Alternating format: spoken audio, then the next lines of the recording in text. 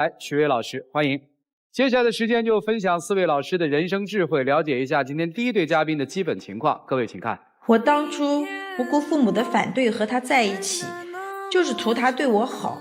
我只想和他有一个安稳的家，我对他百般信任。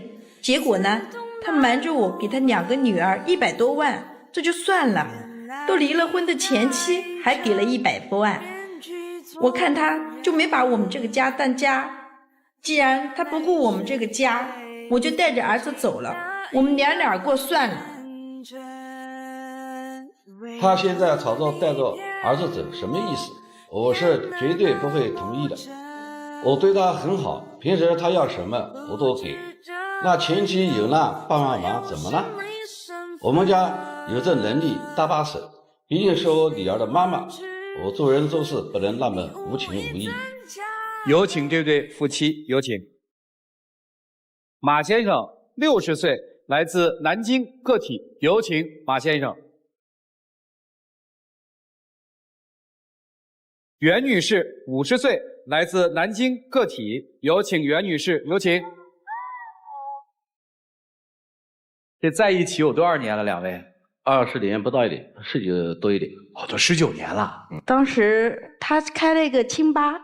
哦，当时条件也不错，他是我老板，我呢是主管。他觉得我人挺好，比较慈善吧，就比较和蔼的那种，对所有客人都很和蔼，同事关系也不错啊，他对我很好。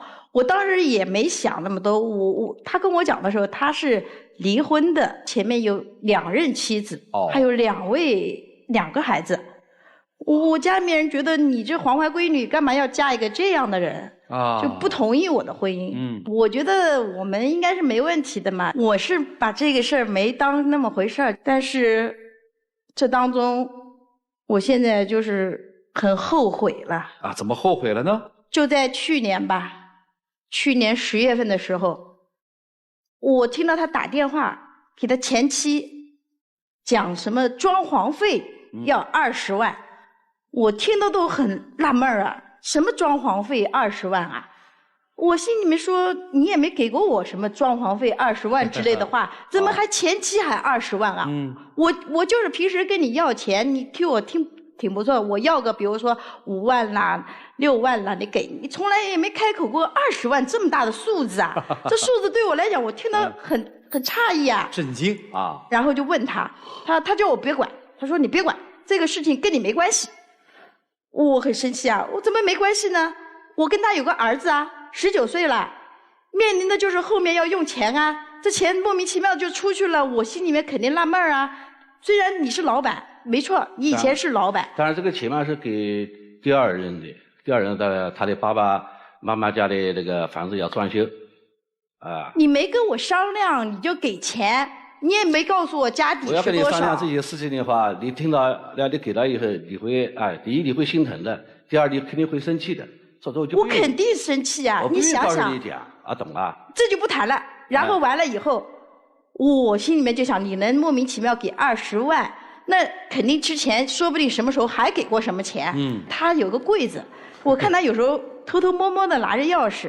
藏在一个地方，我呢也是留了个心，看他藏在哪儿了。因为我这个人呢，以前是大大咧咧的，自从出了他这事儿以后，我就没留了个心眼儿，我就留心眼儿了。然后我就去翻到那个钥匙，然后又翻出来一个汇款单，80万。哇！我就很生气了，就拿着这80万又问他，我说这80万怎么回事？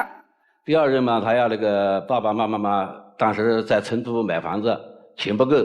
他们家把那个老房子卖掉了，然后我再给他80万，就180万，他能在成都买个中等的房子。再说我要2女儿也讲话了爸爸支援吧，我肯定要同意啊。你看这就莫名其妙100万就出去了，我就在蒙在鼓里的情况下100万没了，我儿子的着落还不知道在哪儿呢。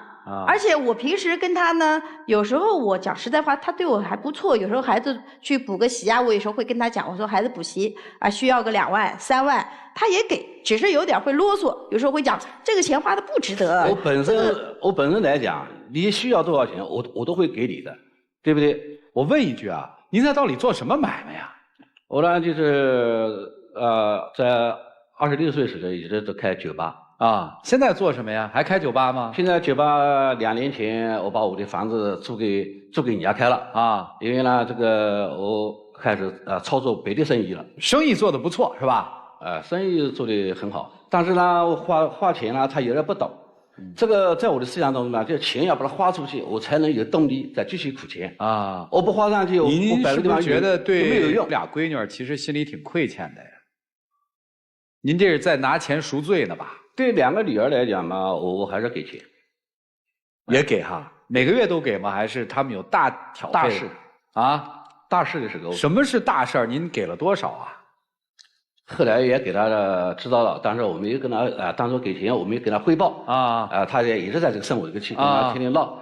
大女儿结婚的时候是我给58万这个二女儿结婚我给58万2个人都要平起平坐还有大女儿和二女儿在出国之前读书，在上海先过3个月的语言关我把他送到国外去读书，这个钱都是我的钱。我当时真的很生气，他就背着我，你看200多万出去了我平时孩子去补个习跟他要钱，他还要嘱咐那个不必要花的钱就不要花了。也许他给儿子留的更多，你也想多了。他没告诉过我1分钱都没告诉过我。为什么不告诉妻子你们的财产有多少啊？可是我的意思呢，给他少烦点神，你告诉他南京话就是讲，告诉他也没有用因为他在这个经济方面呢，他没有什么方向。我认为我是把儿子的什么东西全部准备好了。全都准备好了。我现在什么的房子钱全部准备好了。他的呢？他的嘛也跟儿子在一起，我们3个人还是属于一家人同样的如此这个我们去年就是安葬是在9月份10月份就搭葬了他就离家出走，把儿子也把他带跑的。我当然要带走了。你把我放在什么地位啊？对我现在不带走儿子，我有什么来跟你再要求什么？你在这点做的有点过火，我跟你怎么过火了？你想想你是怎么对待我的？你这个钱上面你一直没有告诉过我。你做生意，我承认你是老板，你有本事。但是我们的感情还是有的。我们也就是打工的，但是你也不能不尊重我对不对？我们现在是夫妻，你应该尊重我，你应该跟我协商一下，告诉我，我们有什么家底的多少，我就多少钱准备给大女儿补偿，二女儿补偿，我觉得可以的情况，我也不是不同意的。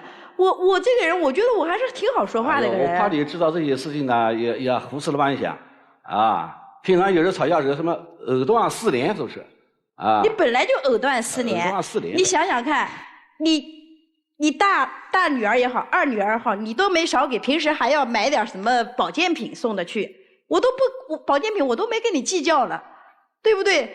你说，还给他什么父母买点，我是一点地位都没有。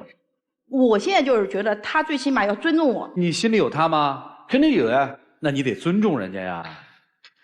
就是为这个，你还是不放心他是吧？钱的方面，他整天到晚积极捣鼓。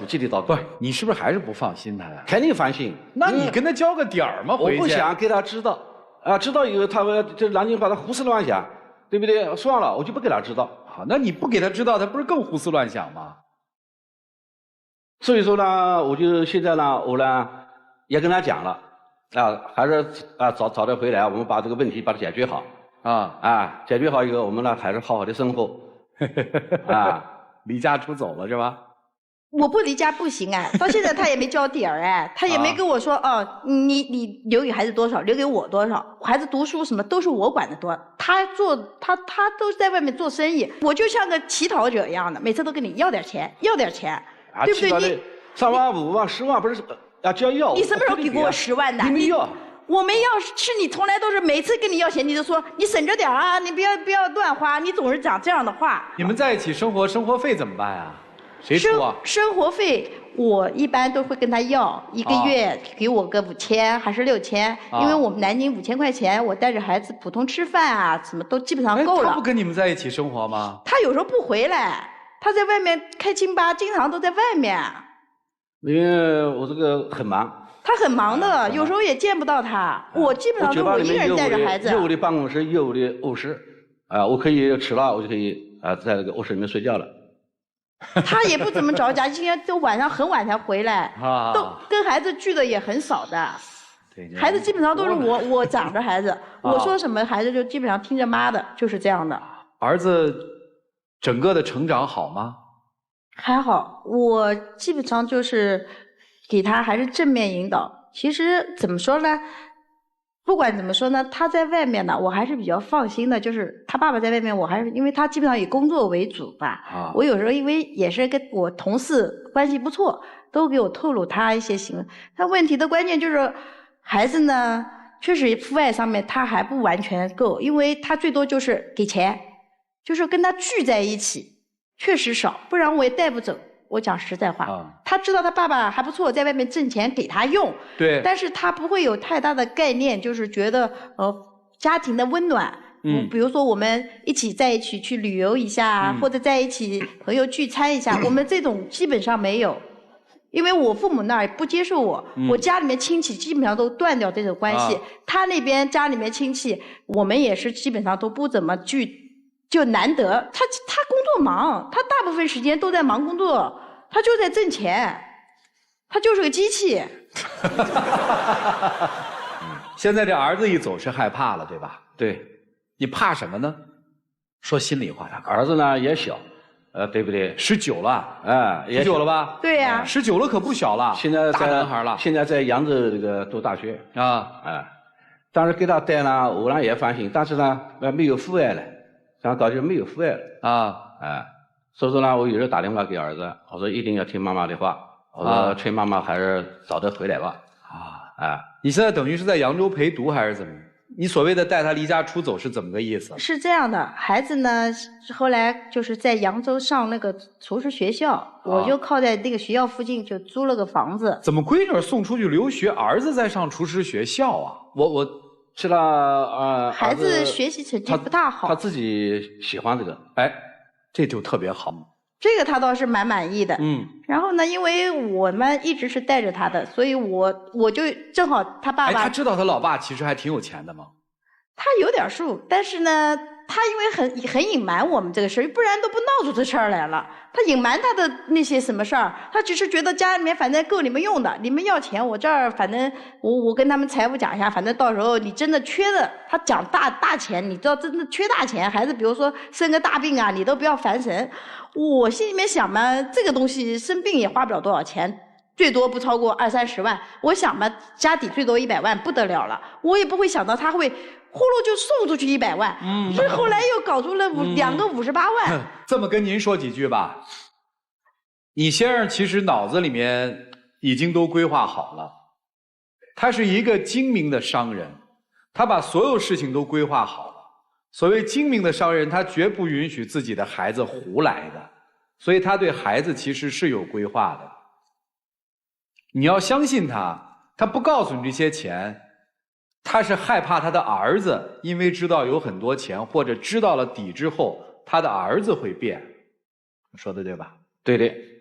所以咱们把儿子这件事就扔在一边了，回归到本质上。如果您把他认定为是您的妻子的话，您最好跟他交点底，好不好？好的。这个不要在节目上交底了，这么隐私的事儿，回家交底去。至于您就听听老师们的一些建议我们一起进入丘比特问卷。老哥，离了婚的男人，不在于前妻有情感和经济上的往来，这是对再婚妻子最起码的尊重。你看，前妻的父母要买房子，一个电话你给80万，前妻要装修房子，一个电话你给20万，你还真称得上是中国好前夫。那么对你来说，一切都是教训。他所有的钱都是你们夫妻的共同财产，他这么偷偷摸摸给前妻的钱，你不但有知情权，你还有所有权。你现在剑走偏锋，就是拿着儿子当筹码，对孩子公平吗？我希望你们不要影响孩子，不要把孩子来当筹码，其他我无话可说。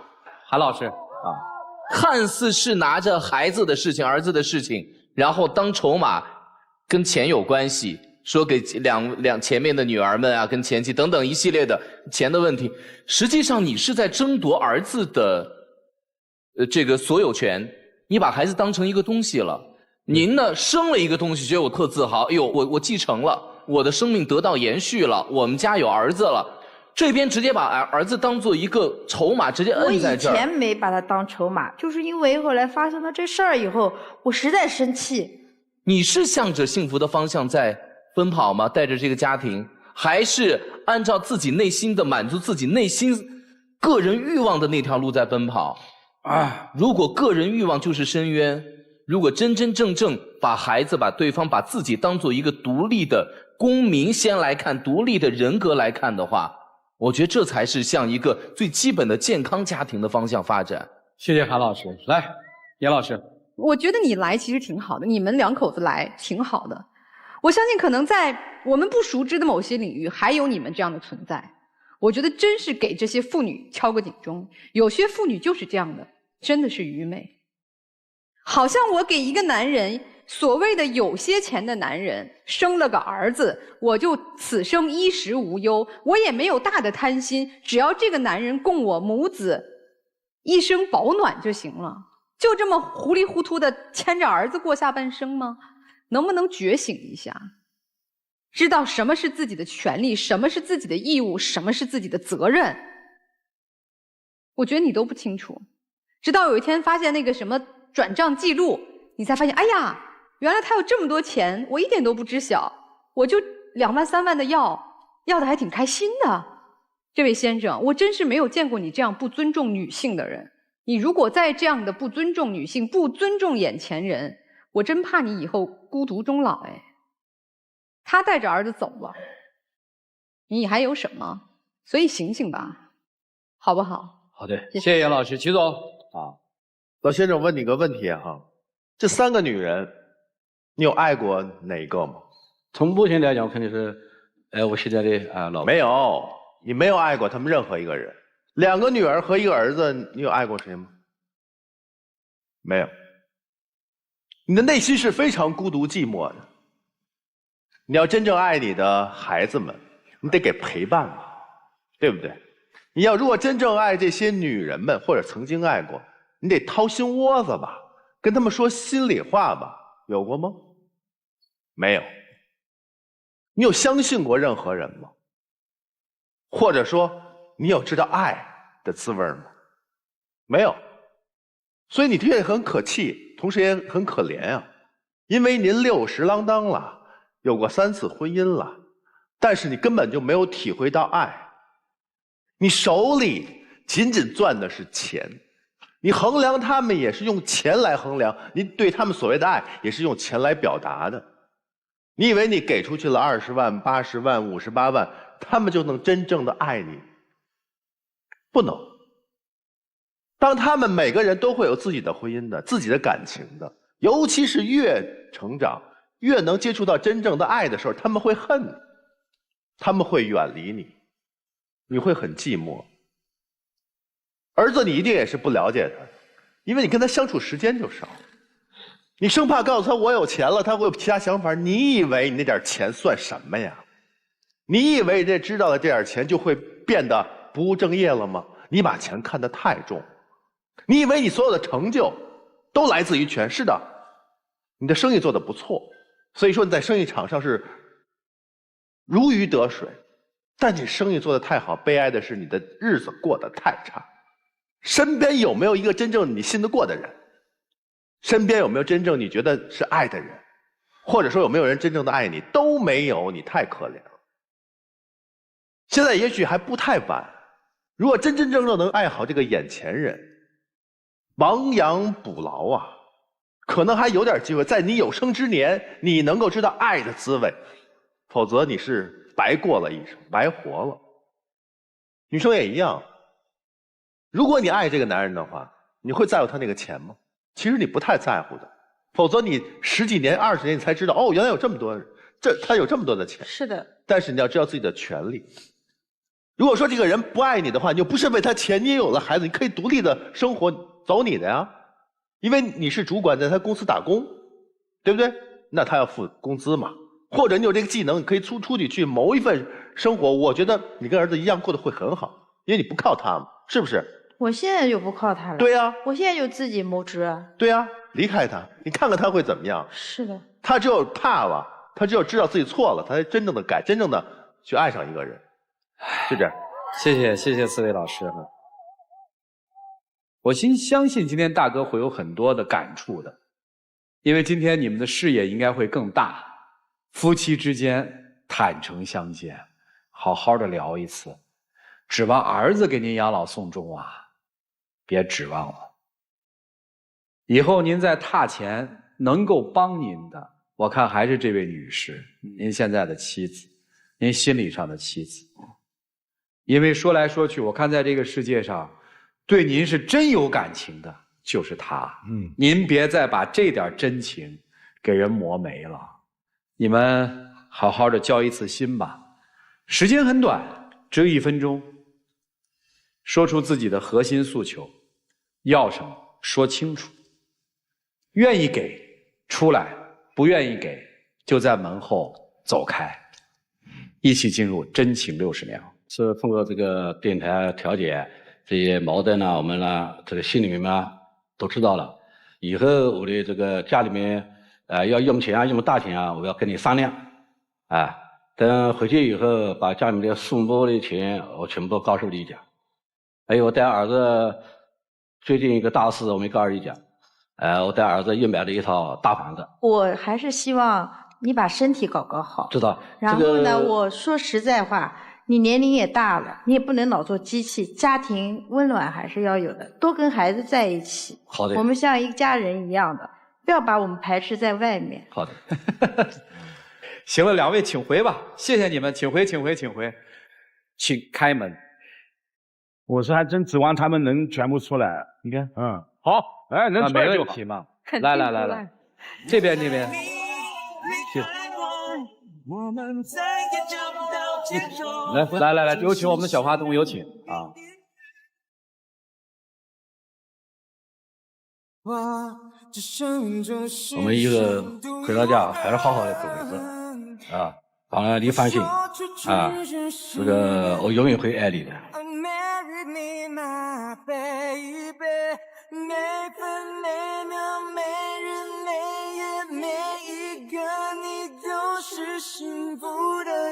来，请亮灯，谢谢2位啊，请回。我每分每秒每人每一个我都我以为他现在对我和女儿好是为了弥补我们，想重新回到这个家。开始我还觉得他是改过自新了，可没想到是为了骗我生2胎。我们家的经济条件本来就不好，又没人给我们带，我是承受不住的。我现在只想和他和女儿好好的过日子，有个安稳的家。以前我是不懂事，离婚后我也很后悔，现在我尽我所能弥补他和女儿。年前我和他说生2胎的事，他也同意了，女儿也没反对，怎么回了一趟娘家，过了年就全变了？我真的不知道他是怎么想的。掌声有请这对嘉宾，有请李先生，42岁，来自南京司机，有请李先生，有请。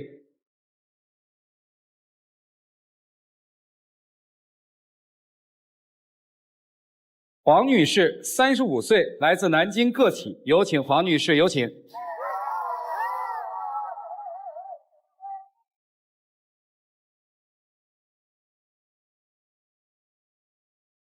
欢迎2位哈。主持人好，这位是前夫。前夫啊，这位是，他说前夫，那我只能说前妻了。这不，什么叫只能说？那在你心里是什么呀？还乐？你看看，他在我心中一直是老婆。一直是老婆，应该有孩子吧？有。多大呀？12岁。12岁，结婚多少年？离的婚呢？结婚13年，15年离的婚，有5年了。离了5年了。就是结婚第8年的时候离的婚是吧？是那今天来这儿是为了复婚还是为了什么呀？干嘛呀？本来我们是想年后选个好日子，2020年2月几号准备去复婚的办理啊。准备复婚啊。疫情影响，我们就往后延迟了啊。然后呢，就是在家嘛，他又跟我说要生2孩这个事情啊，这件也是大事，所以跟父母经商不同意，后来就闹得很不愉快。哎，生2孩为什么要跟父母协商呢？对呀，这是我们2个之间的事，他会要跟父母说。生2孩要具备很多条件，不是你说生就要生的。这个当初为什么离婚呢？当时应该也是怪我，因为那个时候年轻嘛，我那时候工作呢也是刚刚开始稳定，因为我是一位专职司机，在给老板开车啊。那时候给老板开车呢，精神也是比较紧张，每天只顾着工作，那时候可能对家庭照顾的可能会少一点。所以说有时候回去晚的话，他就跟我抱怨，跟我吵。因为平时工作忙烦的时候，也有心情不好的时候，回家他再跟我吵架的话，那也就我也跟他吵了2次，他就跟我提离婚。那个时候是年轻气盛，我说你看，如果能过就过，不能过那就离了算了吧。当时也是就是气话，夫妻离婚。那这个离异5年期间，2个人是一个什么生活状态呢？是离婚不离家呀，还是离了婚也离了家？我们离婚了，也离家了后来我把他撵出去了。他呢，他老家是泗洪的，他家农村的嘛，穷一点。他家兄弟5个，他是老小。他母亲3岁的时候就不在了他父亲一个人把他们兄弟5个姐妹拉扯大挺不容易的。等到他结婚的时候他连一片寸瓦都没有。然后您是哪人啊？我南京人。就是南京人啊。对啊。然后我们自谈的恋爱，在南京工作时候认识的谈了2年。后来呢，我就说他农村人挺朴实的，也挺能挣钱的，对吧？也挺好的。我心想嘛，找个这样的人过日子会比较稳妥一点，没有那么多花花肠子，对吧？对。后来呢，我说你家没房子，那就我们家有嘛，就我妈就是给我腾出来一套房子给我们结婚用什么酒席也是我们家操办的他家条件不好，然后呢就兄弟姐妹7大姑8大姨凑个2万块钱，补充家里买一点家具家电什么的，也就用掉了。他结这个婚，你说还讨巧，就2万块钱就把我搞定了。这个不是说讨巧不讨巧。好。你说你以后日子嘛，我们家人指望说，哎，你以后日子过得好了，以后我们什么都是你们的，对不对啊？对。你要这么一说呀，我豁然开朗了。为什么要提复婚生2娃，要跟自己的父母说？是这么个情况。你有点像倒插门是吧？这个有点像倒插门。有点像哈。那女儿谁带呢？跟谁过呢？跟我。这5年期间还有来往吗？夫妻之间？就是给生活费的时候联系一下平常基本上很少联系。各自忙各自的呀。他怎么就想着复婚了呢？小孩那一次是搞学校庆典，老师要求父母双方都要到场，我就没办法，我就硬着头皮，你知道，一喊他父亲来，我就头皮发麻的那种感觉，你知道吧？我从来不求人所以没办法。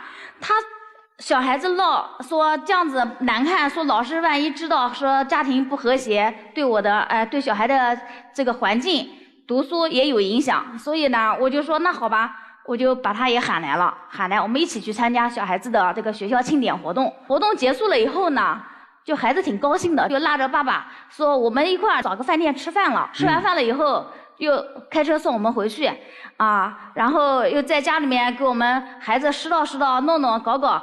这孩子呢，就偷偷的跟我说：“妈妈，他说能不能让爸爸今天晚上不走了？”我的天！我说这怎么可能呢？对不对？我很火呀！我说这怎么可能呢？没得错。然后他就讲：“妈妈，我跟你讲，让爸爸睡我的小房间。”姑娘是我跟你睡我说这样子不行啊。他讲：“妈妈，这样有什么不行的呢？没事，反正我们都是一家人，虽然你们不在一块过了，但血缘关系还是在的呀，对吧？”后来我就看他孩子挺高兴的，我也不能扫他的兴。后来呢，我说那好吧，就一次哦。他说好，然后欢欢开开心心的跳到外面跟他爸爸讲：“爸爸，你今天可以不走吗？”爸爸说：“好呀。”高兴的脾气急的，我跟你讲，就不走了，就待在这个地方了。那我怎么办呢？小孩我也说不过他，小孩嘛，我只有遵求他的意思啊，好的，就这样子啊。然后就一来二去的啊，经常帮我接送小孩，很主动，回来帮我搞个家务，拖个地，洗个碗什么的，还主动的烧个菜，还表现一下子啊。什么叫表现一下子？一开始不都是我做家务、做饭这些东西吗？哎，你怎么还翘尾巴呢？因为我就喜欢照顾家庭，主要做饭、洗衣服。喜欢照顾家庭，咋还离婚了呢？这是他跟我生气了嘛？他为啥跟你生气呢？就是那时候，就是有时候老加班干嘛的，回去。加班干嘛去了呀？加班，因为那时候在。他加班是喝酒去的，他哪是加班还？他简直唬得人，那唬得到台上来了，你看到了？加班干嘛去了呀？那时候就是给老板开车啊。老板开车呢，他有就是说一些工程上面的事情。像我上班的话，就是早上有点，晚上下班就不知道。你是陪老板一起喝去了，还是给老板开车去了？就不知道什么时间了。问你呢？有时候老板推不开，就是老板喝；老板能推开的话。就我喝，你就陪老板应酬呗，是这意思吧？是这样。那你就说实话不就完了？他天天应酬，我跟你讲，一个星期最起码4天不来家，我跟你讲。懂了。那等于就这样一来二去，在女儿的这个关系之下，或者叫面子之下，这个曾经离异的夫妻又开始尝试着看能不能在一起生活。对，因为这3年当中。我也试图努力的在寻找过，你倒是坦诚。对啊，这个因为现在这个社会就是很开放的，对不对啊？合适就搭伙过日子，对啊。我与其跟别人磨合搭伙过日子，还要重新来，浪费时间，浪费感情，那不如就这样子。明白。就原厂的拉回来修不得了，是吧？我说你要是改好了嘛，我就原谅你，还得在一起过日子，再组成一个完整的家，给孩子一个好的交代，不是一体面吗？对不对？哎，问问您你离婚之后你闲着了吗？这个我没找过，别人要给我介绍过，我也没看过。本来我们离婚也不是说感情破裂离婚，那时候我们是赌气离婚，但是我心里面还是一直爱着他，爱着你。就是你的意思，守身如玉，守了3年，多难，是这意思吧？我刚才也说了，就是上班有点，下班没点嘛，就是说我一般正常每天都上班，星期六、星期天有时候也不闲着，就是呢，就是说周一到周五的话，就是正常给老板开车去谈客户啊，干嘛的。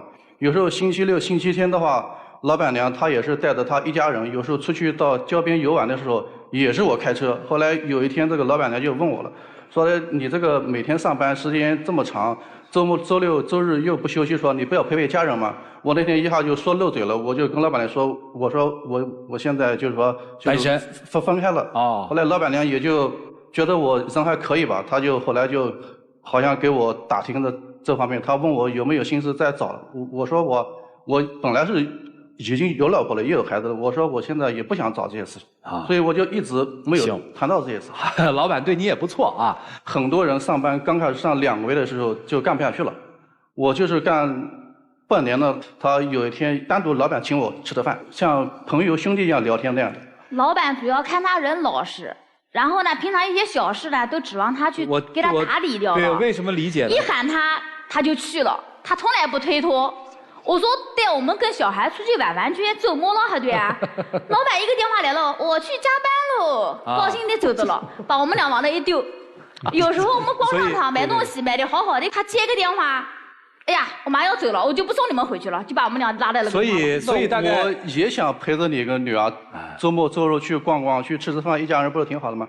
但是老板他打电话来，那人家为什么要加我工资呢？对不对？其实现在就是他的职业性质，他的名称叫司机，其实我们在职场都知道他现在到底扮演一个什么角色：陪酒员、家政服务员、保安、党头和司机。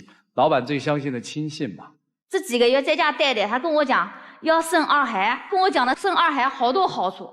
其实当时我已经心动了，我已经心动了。但是我又碰那在家待着闲着没事儿，你要生娃呀，你真是还洗脑，你知道吗？我都心动了。我都心动了，但是你说再生一个小孩，现在面临的很多问题都是要去考虑很周到的，还知道了？不是你今天说生，明天就能那个的，还知道了？闺女儿想要吗？哦，这个事情我就单独跟闺女聊过了。我说，你看你身边好多小朋友，家里边都有什么弟弟妹妹的，我说你想不想有一个？闺女儿多大呀？12岁。大了点。后来我跟女儿这样说，女儿说那也好啊，说不管有个弟弟妹妹也可以别的玩，就是长大嘛也多个亲人嘛。我还有问题要问啊，苏北地区确实经济不如苏南地区那么发达，家里那些亲戚什么的，你们走动的好吗？走动也走动，我们逢年过节会回家。就是平常呢，你看啊，他三哥家的时候盖房子，你说你没钱就不要盖3层楼、2层楼，你盖3层楼，你盖个平房算了，对不对啊？没得错。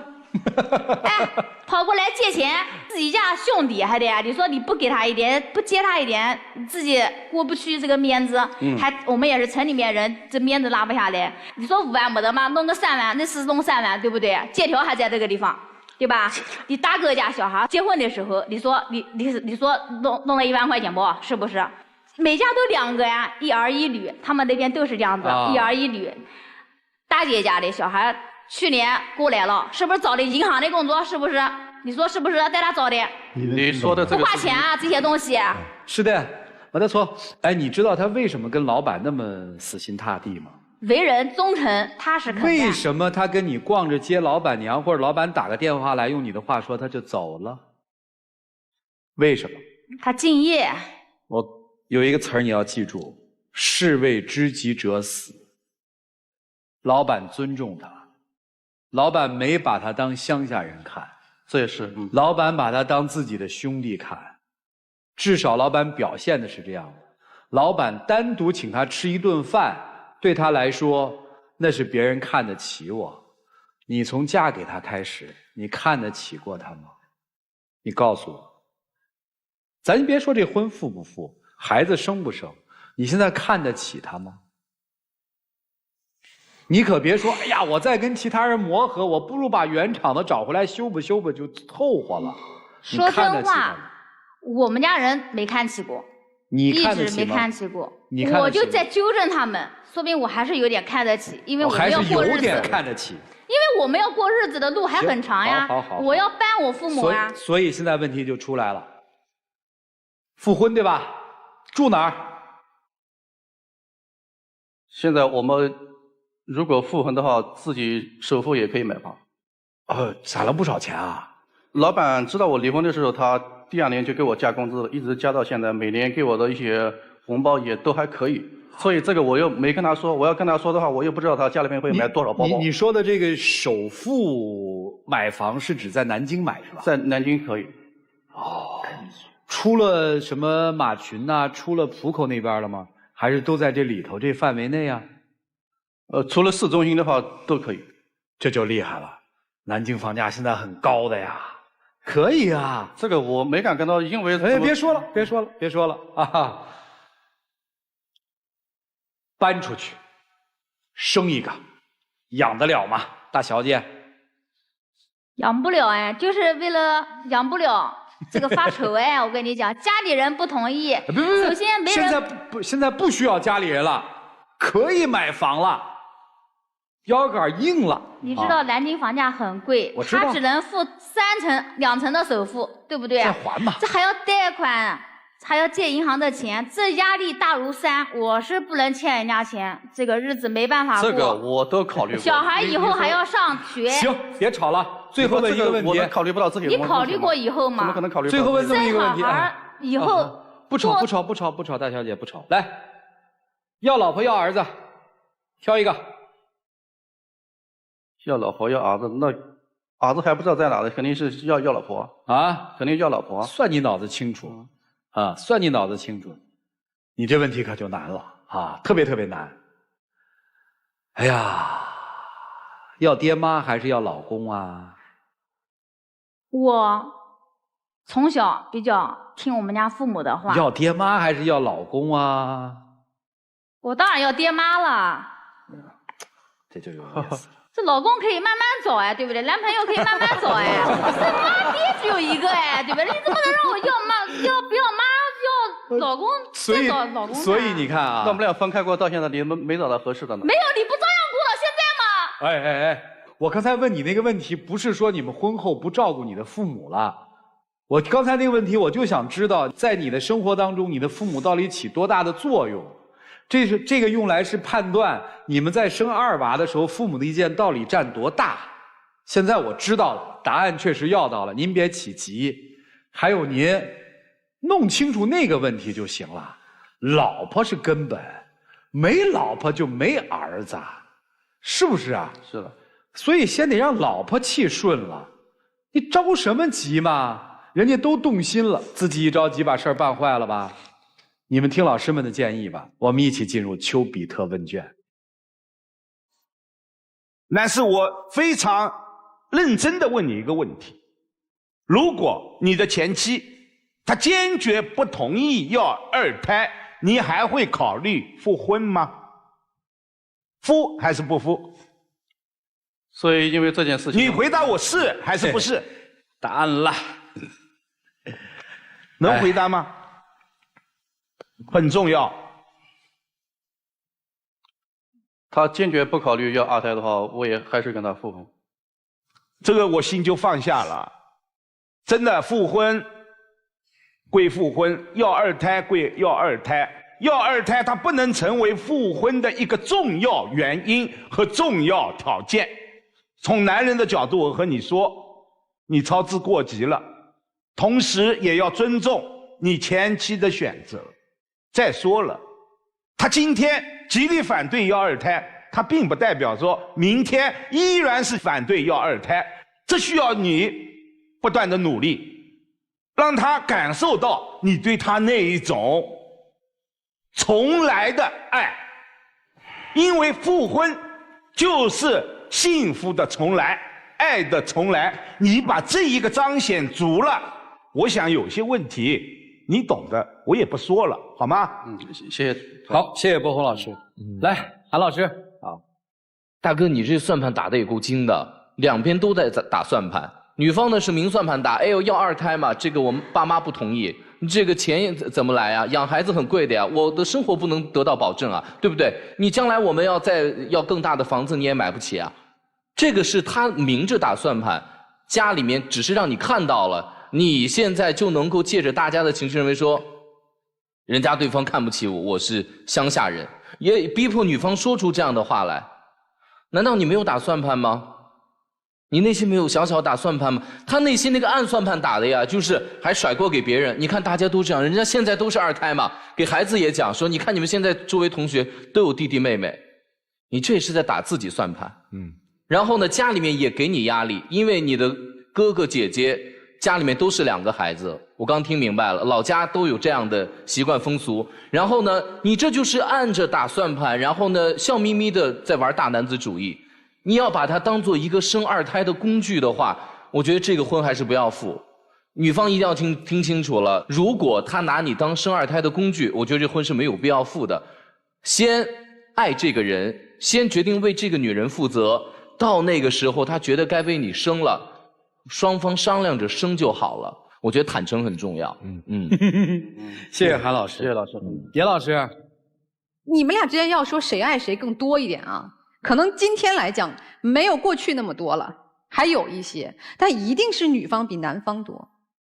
你看刚才于老师问你说不生2胎复不复婚，你在这儿翻来覆去说了至少3分钟，说复吧，一点都不坚定。你是把2胎放在了一个重要的条件上。这女士一直说，哎呀，我们这个爱面子嘛，我爱面子嘛，所以这个怎样怎样。其实你们俩之间真的是你爱面子。你所谓的说老板请我吃顿饭，把我当兄弟了，我有了价值感了，所以他随叫随到，所以我陪着老婆孩子超市买东西，我把他们扔下，我得去陪我老板娘去买东西去。这是敬业吗？我不认为是敬业。再敬业的人也有休息的时候，也有对家庭负责任的时候。你始终把你个人的价值感放在第一位，你是要成就你自己的面子呀。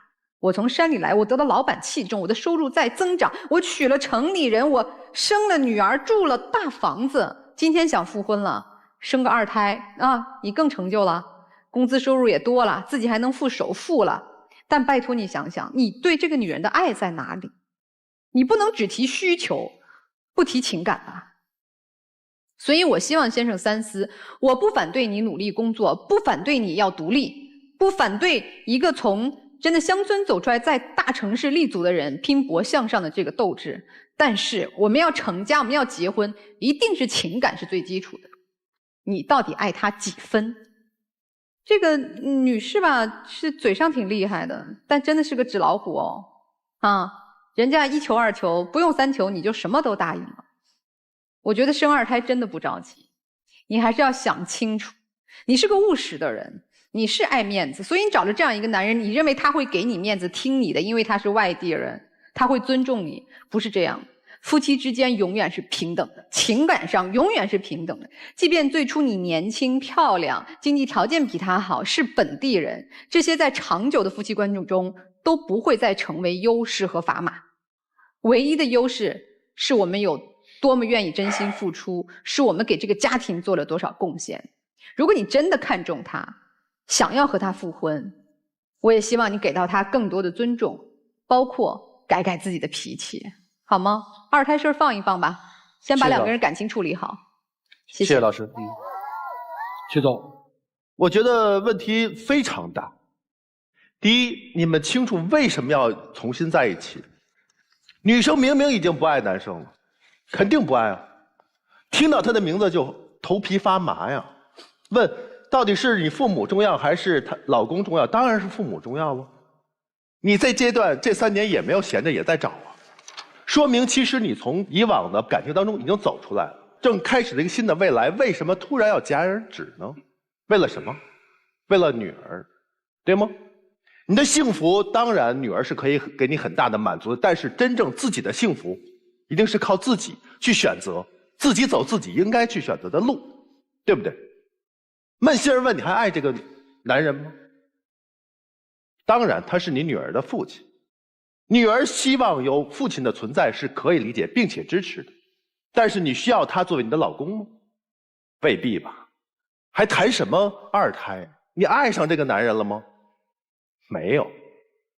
同样，这个男人也没有爱上这个女人啊。于老师问你的问题，你怎么能够犹豫呢？你是不是就想再要一个孩子？我大胆的揣测一下，你为什么想要？因为你后悔这几年5、6年错过了跟女儿相处的这个时间，你希望再重新来一回吧？不好意思，后悔药是没有的。如果你真的想重新走一回的话，拜托拿出你的诚意去追这个女人。所以现在不要谈复婚，就谈你还能不能追到她，你是不是爱她？不要为孩子，如果是真要仅仅为孩子，错了，明白了吗？所以你们俩都应该冷静下来想一想，对面的这个人值不值得自己重新爱他，有没有信心能够跟对方继续走下去，开启一段新的生活，绝不是为孩子，也绝不是为你的私利，明白吗？就这样。好，谢谢曲总。想清楚，你一定要想清楚。接下来一起进入真情60秒。可能以前我是那时候为了工作，为工作也是说为了给家庭更好的生活条件，那时候可能对你和女儿照顾的非常非常少，我也知道很后悔。现在就是说工作基本上都稳定了，我现在想就是说用时间来弥补你和女儿。我以为你对我和女儿好是为了弥补我们，没想到你是打着让我生2孩的这个想法。这个孩子也是我们2个的，他长大对我好也会对你好，说不定对你好比对我好的更多呢，说不定再生一个像我们女儿那么漂亮的。你知道现在的压力多大吗？生一个孩子要养他，要给他好的学习环境，这个你考虑到这些要花费很多钱的。这你考虑到这些很正常，这个我比你想的更多。经济不允许，身体也不允许啊。好，最主要没人帮我们带啊。带孩子这都不是多大的问题。行，你带过吧？您能辞职之后带2孩吗？老大，你带过几次？我就问你。好，那不是以前吗？好，不吵了。以前我看，我现在我就是看以前，我还能看以后吗？啊，所以先生，到底是为什么？自己想清楚，好吗？谢谢2位，请回，请回，请回，请回，请开门。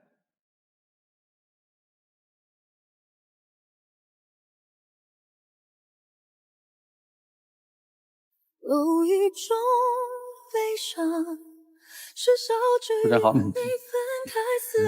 还愿意花时间再追他吗？愿意。如果你真在意他，听听老师们的话。行了，赶紧追媳妇儿去吧，不，追前妻去吧，好不好？谢谢你，请回啊，请回。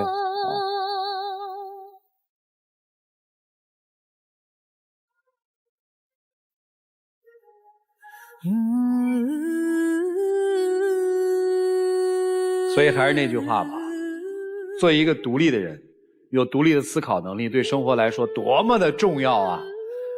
哎，这结局就是让人舒心，你知道吧？对，最舒心的就是半年以后，咱再收到消息，说我们踏踏实实的复婚了，我们破镜重圆了，但真不是现在，时机不对。